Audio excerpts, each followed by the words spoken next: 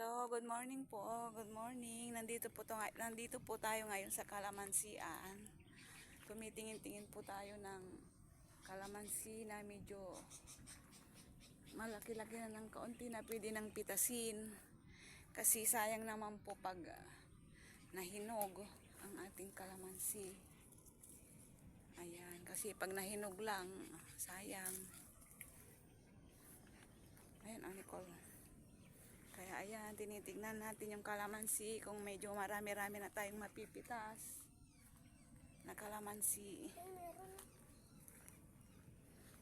Mukhang meron ng kaunti. Kaya magpapapitas tayo. Sayang din yung bunga. Pwede ito? Oh, yan, pwede na yan.